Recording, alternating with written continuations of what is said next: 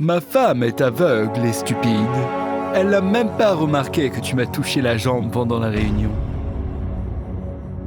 Tromper devant elle m'excite. Après ce qu'elle avait entendu, Marie reprit son souffle. L'homme qu'elle aimait s'était avéré être un sale traître. Stop. Il n'y avait que 5 personnes à la réunion d'hier. Mon mari, moi et mes 3 meilleures amies. Seigneur, une d'entre elles est sa maîtresse. Mais qui ? Marie les avait aidées toutes les 3 à trouver un emploi dans son entreprise. Elle comprit qu'elle devait trouver la traîtresse par tous les moyens possibles. Le lendemain, lorsque son mari fut parti déjeuner, Marie entra dans son bureau et commença à chercher des traces de sa maîtresse. Elle trouva un rouge à lèvres coûteux dans un des casiers. Je l'ai donné à Clarisse. Est-ce qu'elle m'a trompée ? Nous sommes comme des sœurs depuis l'enfance. Mais soudain, elle entendit quelqu'un s'approcher du bureau. Marie décida de se cacher sous la table, mais oublia quelque chose. C'était impossible de ne pas remarquer son sac à main rouge, avec ses documents qui dépassaient. Oh, le rouge à lèvres que j'ai donné à Priscilla. Elle est si distraite. Quoi ? Donc Priscilla est la maîtresse de mon mari ? C'est la marraine de mon enfant. Comment a-t-elle pu ? Marie sortit de sous la table et s'approcha de la fenêtre.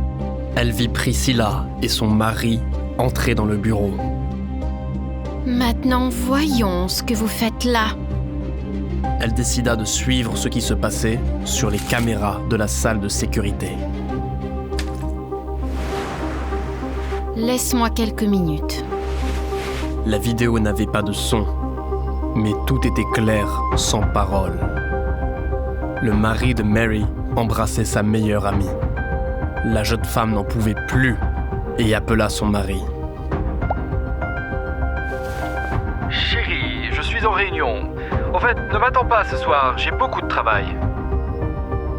Marie s'écria de désespoir, mais ce n'était que le début. En quittant la salle de sécurité, elle tomba sur sa 3e amie, Ruth. Ma chérie, pourquoi tu pleures ? Ruth, je me sens si mal. Ma pauvre, pourquoi restes-tu au bureau ? Rentre chez toi. Repose-toi. Dors. On s'occupera de ça demain. Marie alla aux toilettes pour essuyer son mascara qui coulait, mais elle ne pouvait pas s'arrêter de pleurer. Elle passa presque 2 heures là-bas. Puis, elle chercha la boîte à poudre dans son sac et réalisa qu'elle l'avait oubliée quelque part. Il faisait noir dans le bureau. Les employés étaient déjà partis.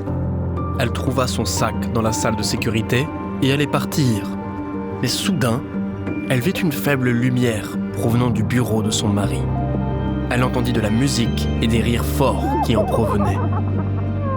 Marie se faufila pour regarder et fut choquée. Je te l'ai dit, elle soupçonne quelque chose. Elle est aveugle.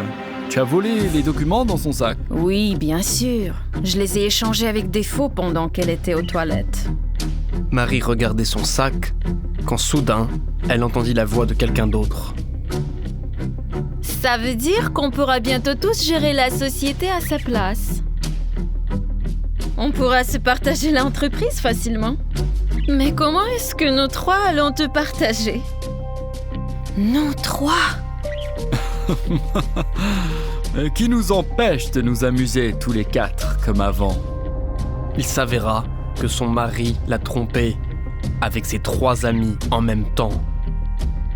Marie se sentait utilisée et elle n'allait pas le supporter. Eh bien, cet enregistrement va nous être utile.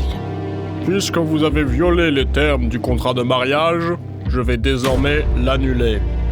Votre ex-femme obtient tous les biens. Et vous lui verserez une pension alimentaire mensuelle. Après le procès de son mari, les 3 amis vinrent voir Marie. Il nous a séduits. Pardonne-nous. Nous sommes des amis. Mesdames, ne vous pressez pas de partir. Vous êtes accusés de faux et usage de faux. Est-ce qu'une trahison nous laisse sans défense? Non, elle ne fait que nous rendre plus forts.